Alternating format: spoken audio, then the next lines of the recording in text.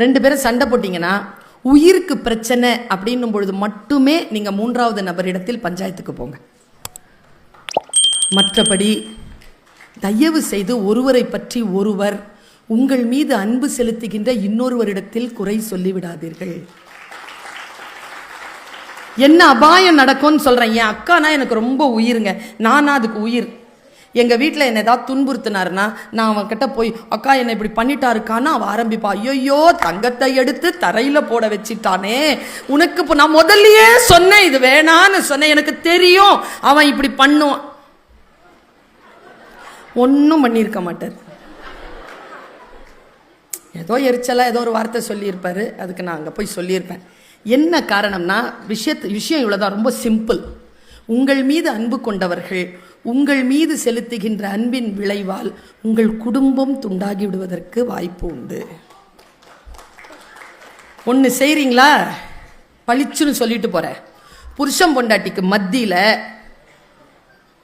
வரக்கூடாதவர்கள்னு ஒரு பட்டியல் கொடுக்குறேன்.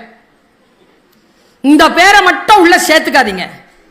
ஒன்று நம்மளை பெத்தது, இன்னொன்னு நாம பெத்தது, இன்னொன்னு நம்ம கூட பிறந்தது, இன்னொன்னு அதுங்களுக்கு வாச்சது, இன்னொன்னு அதுங்களுக்கு எல்லாம் வாச்சதுனால நமக்கு வந்து வாச்சது. இதுங்களை உள்ளேயே விடாதீங்க, பேசி தீர்த்துக்கோங்க. என்ன சொல்ற, கோபம் இருந்துதா, ரொம்ப துன்புறுத்துறாங்களா, சேர்த்து வச்சுக்கோங்கிற. நான் எங்க போயிட போறாங்க, 60-65 வயசு ஆகட்டும், ஒன்னொன்னா எடுத்து அப்புறம் பார்த்துக்கலாம். குடும்பத்தை மட்டும் பிரிவதற்கு, கணவன் மனைவி பிரிவதற்கு ஒருவருக்கு ஒருவர் காரணமாகி போகாதீர்கள். குடும்பம் சேர்ந்தே இருக்கட்டும், சரியா? உறவுகளை தொடர்புகளை துரத்தி கொண்டே இருக்காதீர்கள். Just give them some space. கொஞ்சம் ஸ்பேஸ் கூட. நீங்க அமைதியாகவும் அதிகாரத்திலும் இருக்கணும்னா. 3வது,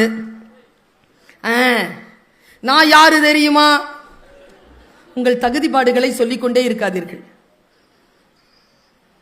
அதிகாரம் வரவே வராது.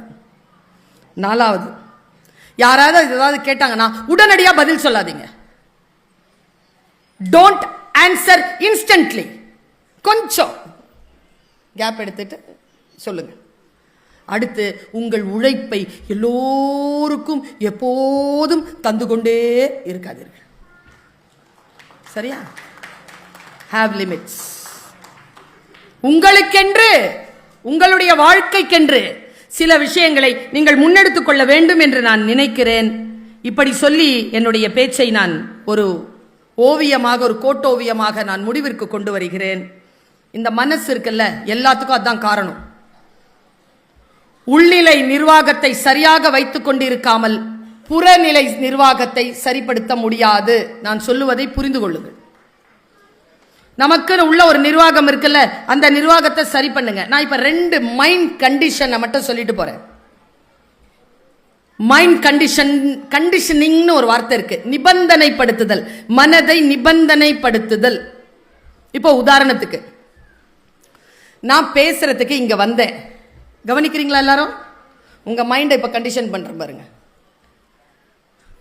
நான் பேசுறதுக்கு வரத்துக்கு முன்னால அருண் சார் கிட்ட கேட்டேன், சார் எனக்கு ஒரு லெமன் ஜூஸ் வேணும் சார். லெமன் ஜூஸ் கொண்டாந்து வச்சார். அவர் ஜூஸ் வச்சுட்டு பக்கத்திலேயே ஒரு லெமன் வச்சார். நான் என்ன பண்ணேன், லெமனை எடுத்து கத்தியால் வெட்டி புழிஞ்சி ஒரு ஸ்பூன் எடுத்து வாயில் போட்டுக்கிட்டேன். இப்போ போட்டுக்கிட்டது நான். உங்க வாயில உமிழ்நீர் இருக்கிறதா? இதுதான் condition. Mind condition. Mind condition ஆகும். Never tell anything negative about yourself. நான் குண்டா இருக்கேன், நான் கருப்பா இருக்கேன், நான் படிக்கல, நான் சாதாரண குடும்பத்திலேருந்து வந்தவ. மைண்ட் உடம்பு கவனிக்கும், ரியாக்ட் பண்ணும். Always tell good things. நீ நல்லவள், நீ வலிமையானவள், உனக்காகத்தான் இந்த உலகம் இருக்கிறது, 800 கோடி மக்களில் நீ மிக மிக நல்லவள், மிக மிக ஆற்றல் வாய்ந்தவள். உனக்காகத்தான் இந்த குடும்பம் உனக்கு வைத்திருக்கிறது. இந்த குடும்பம் உலகத்தில் யாரிடத்திலும் இல்லை, உன்னிடத்தில் மட்டுமே இருக்கிறது. நீ புத்திசாலி. சொல்லிக்கிட்டே இருங்க, கண்டிஷன் ஆயிடுவீங்க.